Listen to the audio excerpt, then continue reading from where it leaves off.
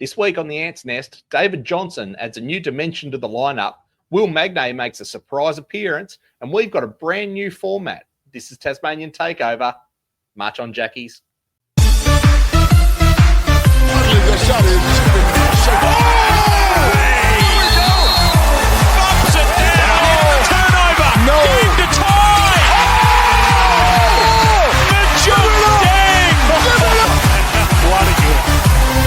These JackJumpers, they just never say die. What is up? It is Tasmanian Takeover, the Ants Nest, for another week. And of course, it's Berto, joined by my illustrious co-host, JD. How are you, brother?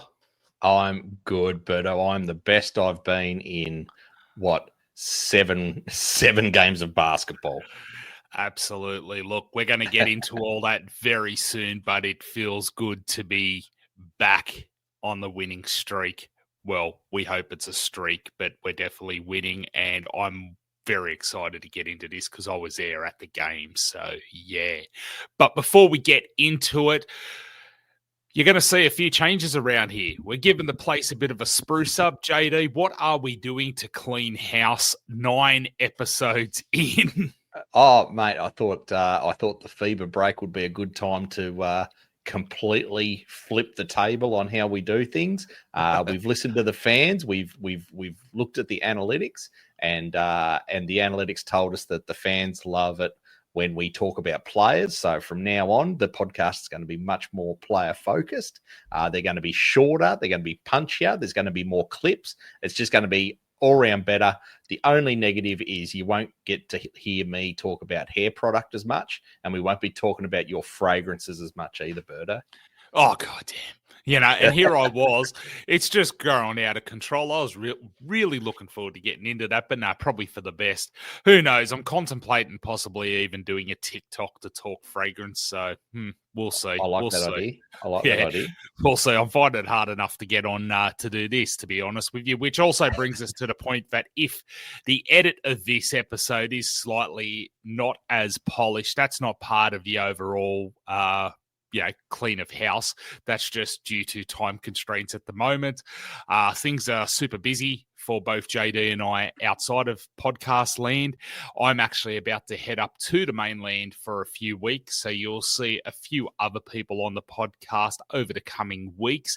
JD will continue to keep this bus on the road. Hopefully, we may blow a few wheels along the way, a few tires along the way, but I'm sure he will do a fantastic job.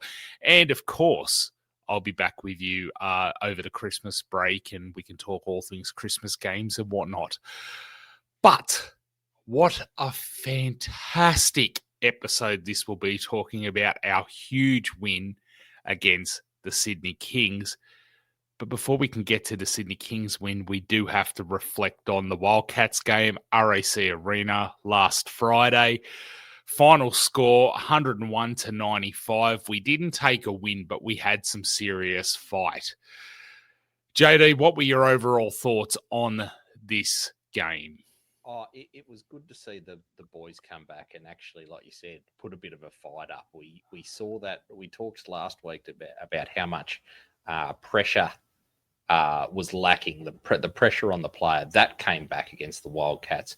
We saw the hustle. You could see in the highlights here, just whenever the Wildcats got the ball, they were just swarmed by 2 players. We saw the 2023 Jackies back in action. And although we went down, it's always tough to win over at RAC Arena.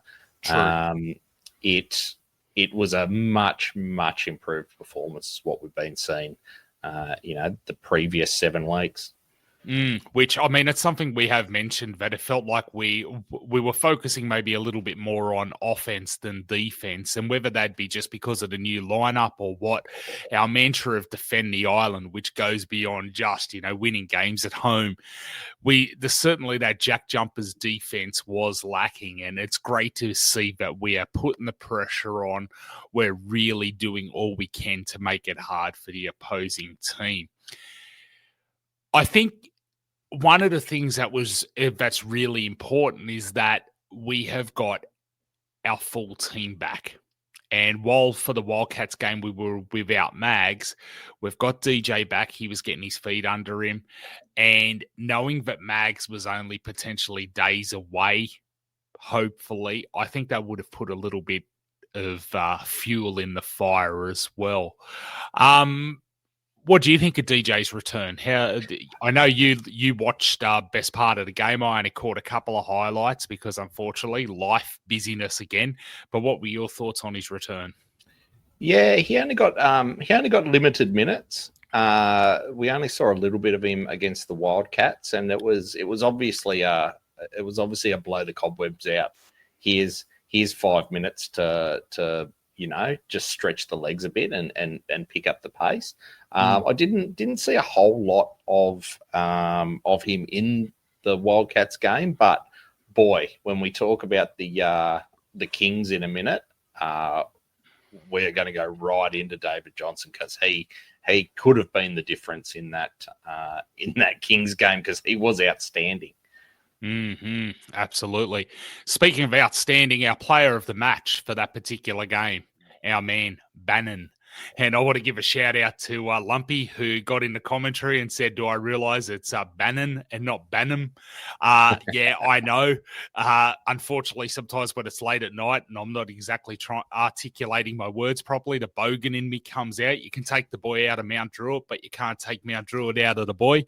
So, yeah, Josh, some key stats: 29 points, 9 rebounds, and 2 assists. That sounds like a solid outing. We'll take that every week. Thanks, Josh. And it's good to see a local listed player absolutely dominate. We haven't really seen this since Jack McVeigh was on the team. And I don't know if Jack McVeigh ever got close to 29 points. Josh Bannon was absolutely dominant in this game. He just sort of said everyone was doubting how we were going to play without Magnay. He just said, don't worry about Magnay. Throw the ball to me, lads. I'll show you how it's done. And he just, time after time, just kept putting it in, throwing it in the bucket. Like we said last week, he's not flashy, but he gets it in the hoop. This is just an unbelievable performance by Josh Bannon. It's great to watch. Josh has been, I think, one of our absolute best pickups.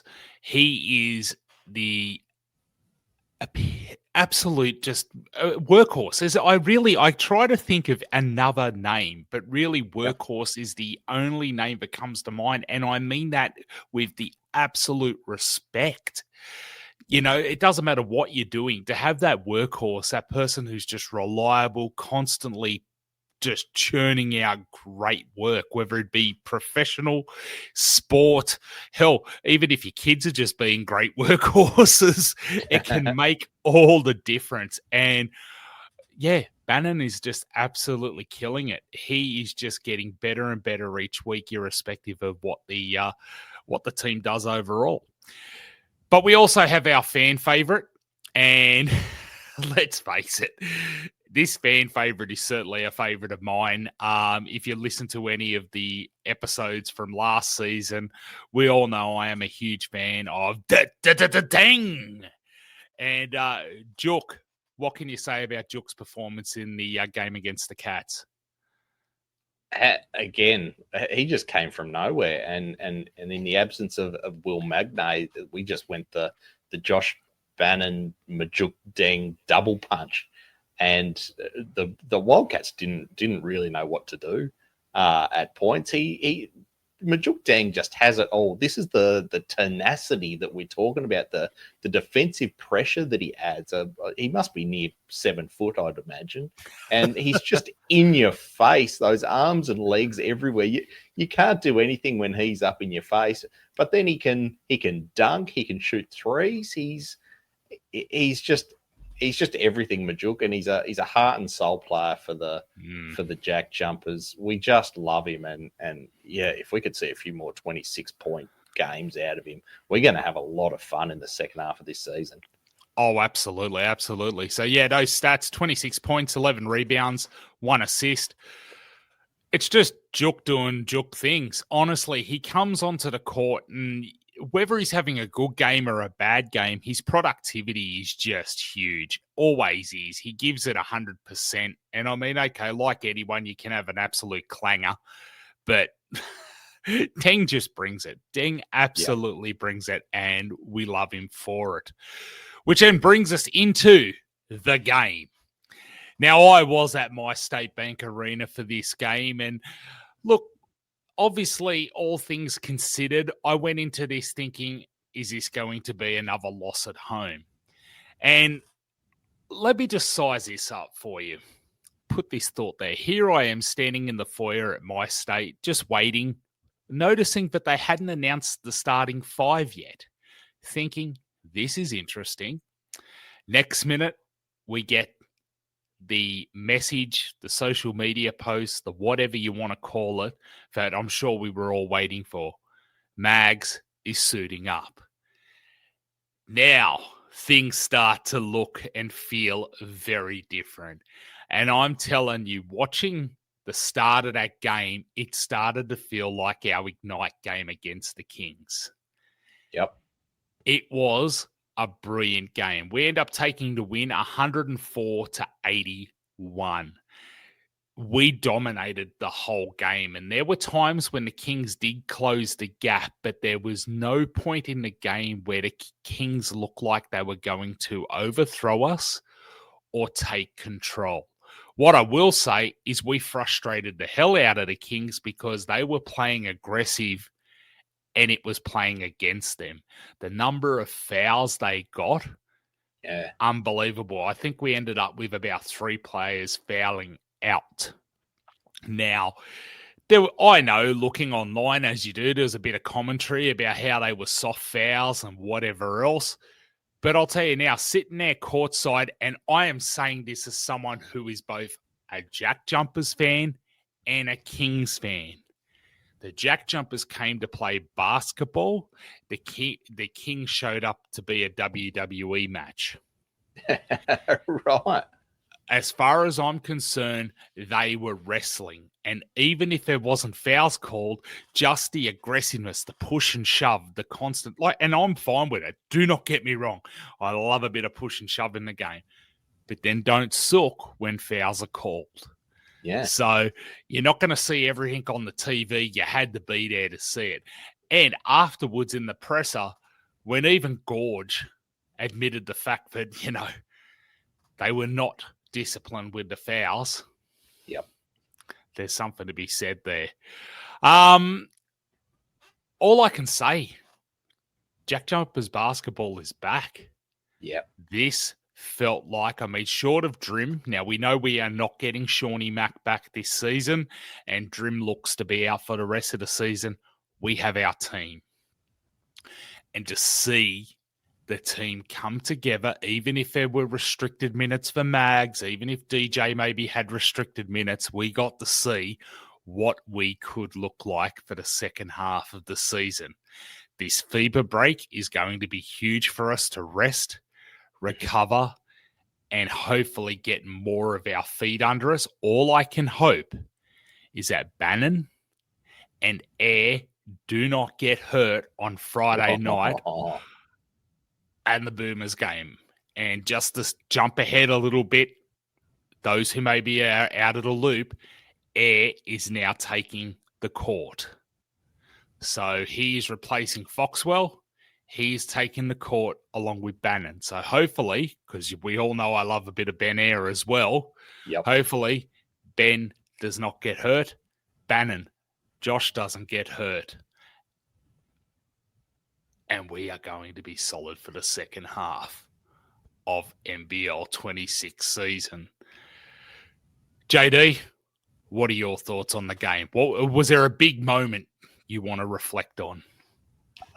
There wasn't. Nothing sort of comes to mind. There was in the Wildcats game. That's why that was in there when Nick Marshall absolutely flattened Joe Luala-Chul. I laughed and I laughed. The Kings, it was just, I think we got out to 30 points at one stage against the Kings, and it's just goes against everything the JackJumpers stand for, opening a lead like that. it was so much fun to watch, just from start to finish. A game where it's basically over at half time and the boys are having a bit of fun. Archie Woodhill's coming on in the second quarter. There was a video at the end there of him doing a layup from the 3-point line, two big steps, and in it goes. And the Jackies on the bench were just losing it.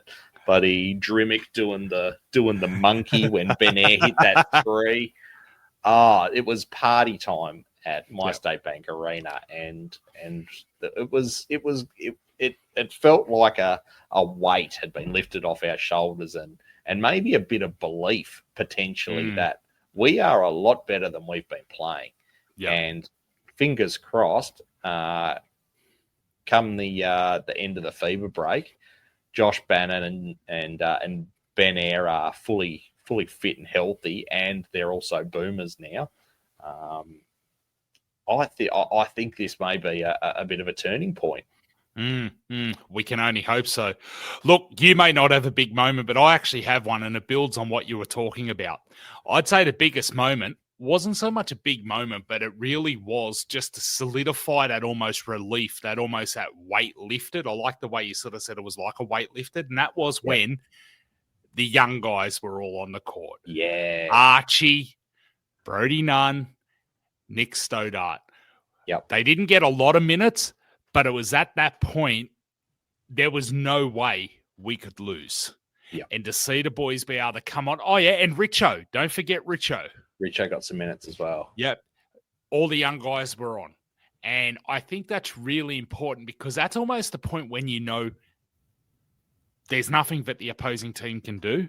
We don't have to hold fort. We can kind of have a bit of fun. And more importantly, we can give the young guys a bit of a run around to be a part of the moment. Mm-hmm. It's all well and good when you've played your minutes to be able to celebrate and whatever else you contributed to that. But I think it's phenomenal when Roth does send all the young guys on to let them just go and stretch your legs and almost like embrace the moment a bit, which, for me, that is a big moment, because that was the part where it's like, this is done. The kids are on. It's all good. And yes, I can say the kids, because they'd all be about old enough to be like kids. All right. Player of the match. Who you got? This one, I'm happy to say that we've got a new name to talk about, David Johnson, and I've got to admit, Berto, I messaged you at quarter time, and the message was something along the lines of DJ mustn't have any kids because he struggles to hit the target. And then he proceeded to make me look silly for the rest of the game. And well, see, what I did was I just walked down there and I said, "Hey, DJ, look at this shit, mate. Look at what this smart ass co-host of mine has get." And he's like, "Hold my beer." But no, in all seriousness, he just flicked the switch and went nuts. Absolutely, and it wasn't just the points. He like they're fairly modest sort of stats: 15 points, 2 rebounds, 5 assists. But it was a certain presence that he had when he was on the court. There was another element that obviously we've been playing a long time and relying very hard on Bryce Hamilton to be the star.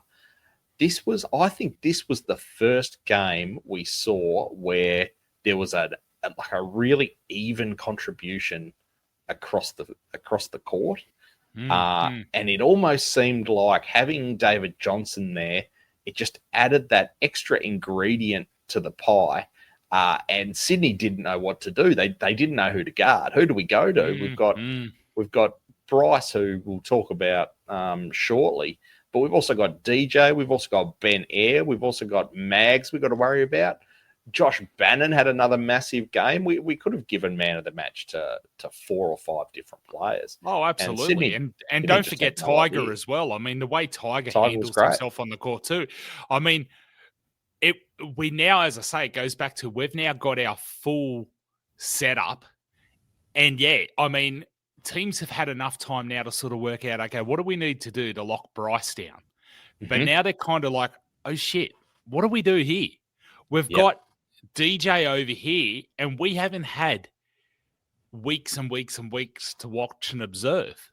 So even if he is coming on a little quieter, that's great. Yep. Adds a little level of mystery. It's like, I don't quite know what I'm up against yet. And he Absolutely. can kind of play to that favour. And hopefully they don't scout him anytime soon. Hopefully we get a few more weeks under our belt of this mystery, this ability to sort of shock and awe. But we should get into Bryce a little bit as our fan favourite for this particular game. 22.6 rebounds and 6 assists. Bryce came out and did Bryce things, honestly. Yep. Adelaide may have Bryce Cotton. We've got Bryce Hamilton. He's just such a consistent player too, and an absolute star. I can't put it any other way. What are your thoughts there, JD? He was good, and I'm glad. So the way we pick our fan favorite every week this week is on the Facebook group. I'll pop up a poll at the end of every game, and I'm glad that people recognise Bryce this week. He was our top scorer, 22 points, 6 rebounds, 6 assists. But it was a bit of a quieter game, and it's great that he can sort of fly under the radar for weeks and weeks. He's been the main man and been scoring ridiculous amounts of points. This was the first game where he sort of just quietly went about his business and did what he needed to do rather than take that spotlight and feel like he needed to carry the team. Really, really solid game. I'd like another one of him, and maybe we've got another one of him in DJ. This is going to be a very fun second half of the season. Oh, absolutely, absolutely. All right, well, that pretty much sees us out. We've got no game to preview this week because we're in the FIBA break, which I suppose is a great opportunity to say, do make sure you try and tune in and watch the Boomers versus Tall Blacks on Friday night. I believe it's available on KO. Not too sure about free-to-air. Not too sure if Disney Plus has got it as part of ESPN. Quite possibly, not too sure. But I'll be there, which will be fantastic. We've got Bannon and Air on the court. There's Mags and Shawnee Mack on the sidelines, which is fantastic. So there is some serious JJ representation there. Should be a great game. Hopefully everyone comes out of it unscathed. I know that sounds absolutely dark, and, I'm not hoping for any injuries, but I do get concerned when we have this FIBA break and, teams get heavily affected, and we're halfway through the season, and that's, it's a dangerous prospect, I suppose, because you want to play well for your country, but then in the same breath too, you want to also kick some ass for your team. So catch 22, you can tell I don't play professional sports. I'd have no idea where I'd put my focus. Now, JD, give us a bit of a rundown as to, with this whole new format, new way of doing things, what is this? We've got in the notes here, preview episode, and I'm going to throw to you to tell the lovely people, the Ant Army, about the preview episode. What's all that about, mate? Yeah, so like we set up at the top, we've listened to the fans, we've worked out what they want, and they want shorter, sharper episodes more often. So what we're going to be doing is we're going to be posting an extra show every week.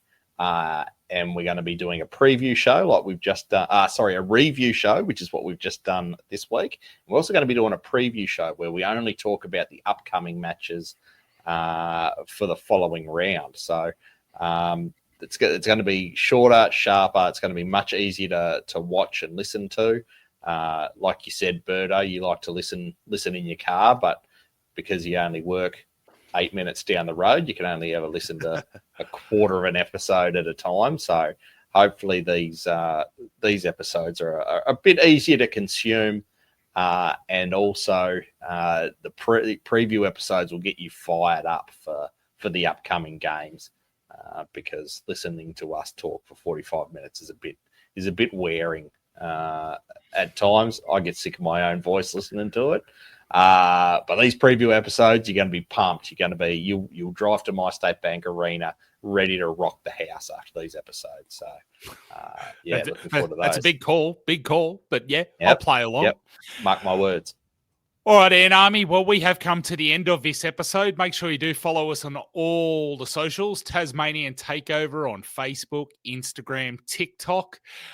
Make sure you get into the fan group and JD moderates that, and we'll be throwing up their polls in relations to the episode and picking fan favorites. We want to hear from you. The best way for you to help drive this show and get out of it what you want is to talk to us, leave messages, shoot emails, tasmaniantakeover@gmail.com if you want to email us the old-fashioned way. And, of course, you can access all the past episodes all in one central location on our mini site, beacons.ai/Tasmanian Takeover. Well, that is it. We're going to enjoy the FIBA break. And as much as I'd like to say it'd be a break from basketball, nope, I'll be at the game Friday night.